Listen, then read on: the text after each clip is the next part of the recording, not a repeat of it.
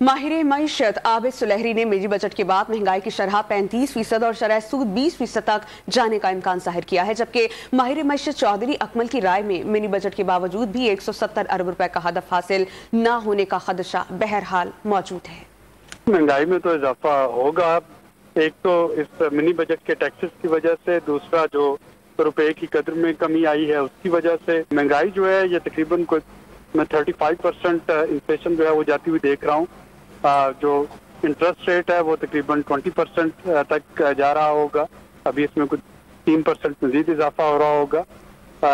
लेकिन अगर ये सारा कुछ करके भी जो हमने देर की पिछले 6 माह IMF के अहदाफ को हम हासिल करने के लिए कोई काम नहीं किया था, अगर वो गैप पूरा हो जाए तो ये कोई बुरा सौदा नहीं है। 170 बिलियन रुपए जो है वो मजीद इनसे उम्मीद की जा रही है कि हासिल किए जाएंगे, तो मुझे लगता नहीं है कि ये बहुत आसानी से इतना मुमकिन हो पाएगा। क्योंकि आप एक चीज को गौर करें, एक चीज जिस इम्पैक्ट को हम भूल जाते हैं वो ये है कि जब टैक्सेस लगाए जाते हैं तो उन अशिया की डिमांड में कमी वाक़या होती है। ये चीजें कम हो जाती है तो उससे फिर जरूरी नहीं है कि वो जितना एक्सपेक्टेशन की जा रही है, ये जो क्वांटिटी एक्सपेक्ट की जा रही है उतनी ही क्वांटिटी के ऊपर टैक्स जो है वो हासिल होगा। तो मुझे इतना आसान लगता नहीं है कि 170 बिलियन रुपए जो है वो मजीद हुकूमत जो है वो आवाम से हासिल कर पाएगी, क्योंकि आवाम का जो जूस है वो तो पहले ही निकला हुआ है। तेल पसीना सब उनका जो है ना वो निकला हुआ महंगाई की चक्की में पिस चुके हैं।